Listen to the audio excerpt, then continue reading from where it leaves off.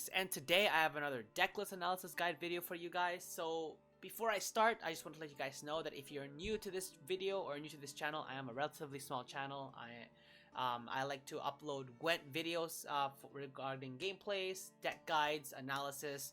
I like to make deck lists as to, like, ranking certain aspects in the card game, anything Gwent pretty much. So if that's kind of the stuff that you guys would like, please do leave a subscribe for sure so you can check out more of that. And let's just get straight to the deck itself. So this is a deck that it's not exactly something that you'd probably have sort of in the high rankings. This is a deck more sort of meant if you're going between ranks 25 and maybe, let's say, 12 or 11, because those decks you kind of get sort of the the non-meta ones, whereas usually 10 to 5 you're going to see a lot of like mystic echo dwarves, you're going to see a lot of blood vampires, you're going to see a lot of death shadow monsters, you're going to see a lot of pincer control maneuvers, and also assimilate Nilfgaard and wildcard syndicate. So this is an interesting one. I thought I'd find out. I've never played with Patricidal Fury before, because I didn't see any decks that ever use this. Like, this card is just completely like out there. Like, you'll probably, half of you probably, I don't know if any of you have you probably have explored it, but like obviously not at a sort of competitive level. I can say this as being like a average to semi-competitive at best. So the way this is focusing around Bloodthirst, so I should actually rename this Thirst for Blood, just because why not? Just make cool names. So, so the way Patricidal Fury works is you create Arnulf the Patricide, and it summons 3 Deafening Sirens, each with 2 power, and they get damage down to 1. So the first card in the deck list, we have Heimdall, and Heimdall is good here because of the Patricidal Fury's ability to make units. So if your opponent decides to sort of fill up a row with units, then you can use Heimdall to sort of do 9 max damage to it, so that could potentially be a 17 for 12, which is a pretty good trade-off. And if you manage to kill units, kill engines, even better. So Heimdall is a pretty good card there to sort of combo with Patricidal Fury. Next, you got Draco Turtle, and I've sort of used it as a... So you have means of damaging your own opponent, with cards, but you also have the means to sort of boost your own. So you're sort of doing both at the in the same deck. Whereas you do it at the same time, that's completely depends on how this deck is going to be played. But Draco Turtle is going to be good if you combo it with cards like Svalblood Priest, Terror Crew Plunderer. You take away its armor, and this card will just get boosted. Next, you got Royal Decree. Again, it's good for that consistency because this deck doesn't really have a means of being able to draw cards out. So Royal Decree is sort of good for that. Next, you got Morkvarg, Heart of Terror. It's good for cards that sort of rely on boosts, that rely on consume, etc. It's kind of good to sort of cancel that out. Depending on how greedy they get, you can definitely get a lot of damage value off of Morkvarg, which is great. Next, you got Siggifa's Right. Siggifa's Right is good if you sort of want to commit heavy in the first round or second round, and then sort of bring it back and run it back again with Siggifa's Right for the third round. So if your opponent fills up the row with their own units, then you can play Heimdall sort of first or second round, get rid of them, and then in the third round you can use Patricidal Fury and whatever units they have and play Siggifa's Right to bring back Heimdall once again. Just an example, of course, a lot of these other cards that are coming up can definitely be played more than once, which is going to be great. With the next card, you got the Covenant of Steel. The Covenant of Steel here is good for you to be able to sort of defend your main units, because one of the major weaknesses of Skellige is their engines are actually kind of slow, and a lot of them rely on other cards to sort of make them work. So if you were to say to play Svalblood Priest, you can't play it on its own, it must have another card with it, and if that card gets destroyed, then it's just completely useless. So you absolutely need, it's pretty slow when it comes to, setting up your engines. I find it slower than like most of the other factions, in all honesty.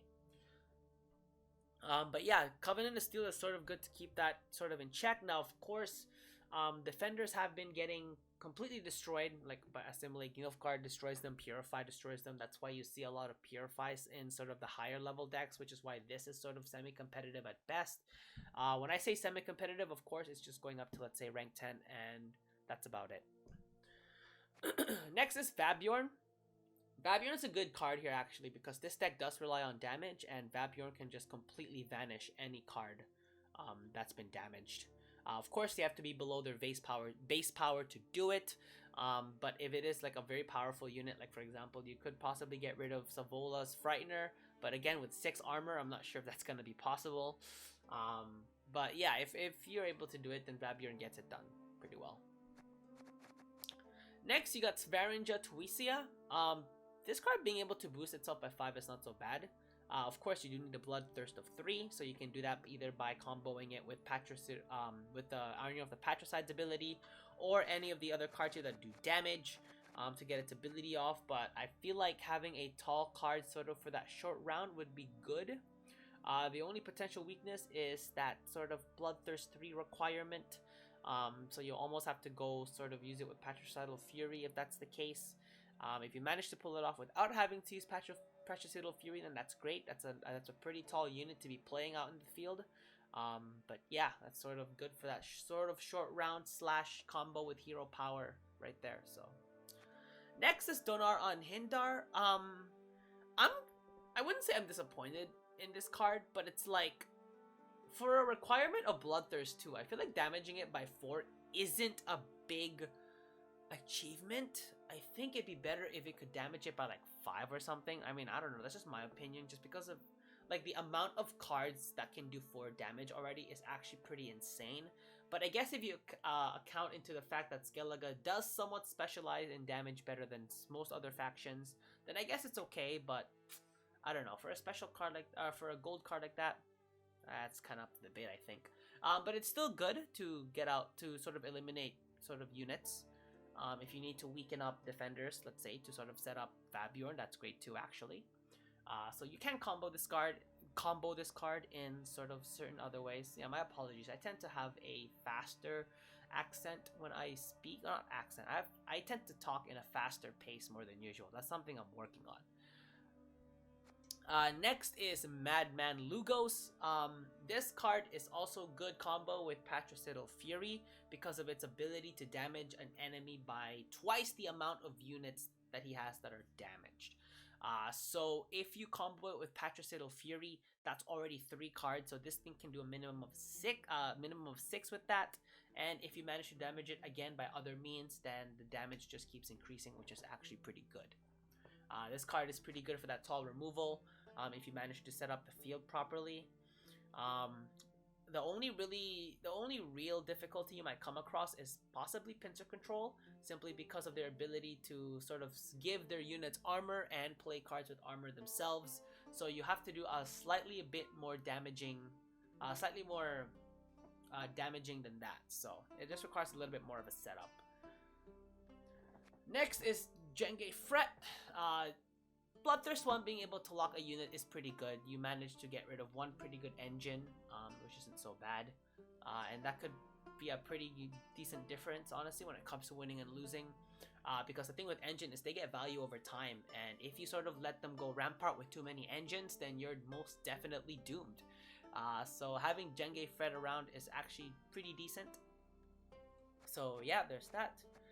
Disgraced Brawler, I'm adding another sort of tall card mechanic here. This one is a Bloodthirst of 3, so it needs to be, what do you call it? Again, best way to use this is again to combo it with Patricidal Fury, but obviously you don't want to do that. But it does take a power down to 3 to get itself destroyed, and honestly, just for a plain 7 power card, I don't even know if opponents are going to find it valuable in a sense. Like, they could play cards like Assault, what other cards do 4 damage? Well, it doesn't have to be. It could be engines that do damage in general. But like, it does have to get it down to 3 to get itself destroyed, so at least it's not that big of a payoff, and they are sort of using damage output expenses to, you know, invest into the Disgraced Brawler, which I don't know if they want to do in the first place, because they could just save it for more valuable engines that are coming up, so. But it's good to sort of keep it there to give their opponent like an option to, you know, decide what they want to destroy or not. Next, you got the Denim Light Longship. This card is good for that setup I was saying, because of its ability to progressively damage units by 1.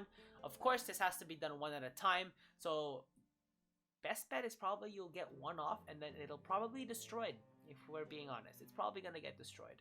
But having 2 copies isn't so bad. Again, sort of gives your opponent that decision, like, do they want to expend do they want to expend damage on these cards as opposed to like other cards that are like, you know, more pivotal to the deck. Not that this isn't pivotal, this is a good setup for Bloodthirst because you can damage units, you know, across the board as opposed to damaging one unit only.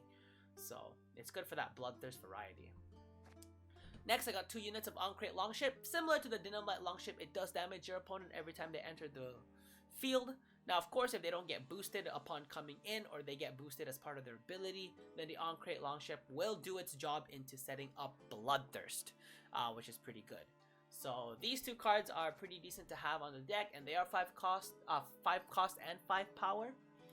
So getting rid of them won't be necessarily too easy. Of course, ATs will get rid of them, but like, and as opposed, when it comes to talking about cards that do the job in one hit, you're not gonna get much of those. So yeah, next we got the Armature Card, and this card I didn't realize that it actually does pretty well with Bloodthirst because of that Bloodthirst 2 ability. So that's kind of one of the main factors of like why I decided to sort of make a deck like this. So of course at the end of your turn, has no armor, gain 2 armor. And whenever exposed, it boosts up by 1, but if you manage to get the 2 Bloodthirsts off, it does boost by 2 itself. So a play that you could potentially do is start off round 3 with Patricidal Fury, play your Defender, put in the Armature Card, and put in Svalbard Priest. Now the problem with that is that takes a total of 3 turns to pull off. You literally don't start getting the benefit of the Armature Card until 3 turns in. But the good news is the Armature Card isn't easy to take out because, you know, it'll have 6 power, and if you manage to, you know, damage it down to 1, it'll still get boosted and you'll still have your Defender. So I suppose that's okay in a way. But yeah, having that Bloodthirst ability actually does help it, especially with what you're trying to achieve in a deck like this. So it actually makes Armature Card a bit more threatening. Next, of course, is Svalbard Priest. Is again a good sort of combo card to the Armature Card, but you could also use it, of course, with the Draco Turtle, so that the more armor it loses, the more, you know, HP it gains, more power it gets. So for some reason they managed to deal with one of your Armature Cards, then you always have another unit to sort of fall back to when it comes to, you know, using your Svalbard Priest's ability. Next, you have Gutting Slash. This is like the Skellige counterpart for Assault in Syndicate. You damage a unit by 4 on base, but instead of course, having 2 Salamander units, if you have Bloodthirst 2, it damages it by 6 instead. I think it's good to have a card like this, because you always want to have a reliable way of getting rid of low power engines. Of course, you have a lot of cards that already do that, but having more always sort of gives you that relief that you can, I wouldn't say waste using it, but like, you know, use it sort of freely. Like, you don't have to decide which engine to remove so easily because you're like, oh, I have other cards that sort of deal with this engine and this and that. So, you know, it's good to have Gutting Slash. Next, I have just 1 unit of Demon Smuggler, and honestly, this is good to have. Let's say you could combo this on the Armature Card or the Draco Turtle. This is pretty much kind of similar to the Terror Crew Plunderer, only this doesn't do as much damage, not to mention it also gives it a boost. So Demon Smuggler almost works the same way as the Terror Crew Plunderer. But of course you gotta have your engines up on the field in order for this to work out. So, and the reason why I only have 1 unit of this is because I have a unit of an Iron Falcon Troubadour. In all honesty, this is probably just gonna get used to boost that Draco Turtle by 2 if it shows up. If not, it's most likely gonna get mulliganed. Unless you absolutely don't have a first turn and you need a first turn, in which case go ahead and keep it. But that's mostly using it for the Draco Turtle. Of course, you can use it for whatever. You can use it to add more armor to the Armature Card. Not sure why you'd want to do that exactly, because you want this thing to get exposed. Of course, if your opponent is running a lot of units that damage, then maybe you'll want to give an extra boost to your Armature Card so that it is harder for it to, you know, be eliminated. And the last card we have here is the Terror Crew Plunderer. Of course, again, works the same as Demon Smuggler, in which you can damage Draco Turtle or an Armature Card by 2, and then this card itself gets boosted by 4, and that's actually going to be pretty powerful. Something that you guys may have noticed is that Freya's Blessing is missing from this list, and yes, I did think about that. You can make a case actually for getting rid of Jenge Fret and a Disgraced Brawler for double Freya's Blessing, and I think personally that might be better, simply because you can sort of go all out with the Armature Card play with the Svalbard Priest, and you can bring them back for round 3 to sort of, with Freya's Blessing, to sort of, you know, have some disruption, to have some sort of self-boosting on your side of the field while you're busy trying to deal with the opponent's board. So maybe I'll actually make that change now. It's not what I tried to do, but okay. Let me get more Quark back there. So yeah, this is sort of the list for the Thirst for Blood Patricidal Fury deck. What are your guys' thoughts on it? Please let me know in the comment section below. If also you guys have any other decks that you guys would like me to check out, definitely do leave in the comment section below. Or you guys can follow me at Twitter and Instagram. You guys can always message me there as well. I'll most likely read them, and then I'll definitely take a look at them as well. If you guys do have any ideas for me, that would be great. So thank you very much. Thank you very much. Leave a like if you guys enjoyed this video. Comment and subscribe for more Gwent content. And other than that, this is Enzo signing out. I'll catch you guys in the next one.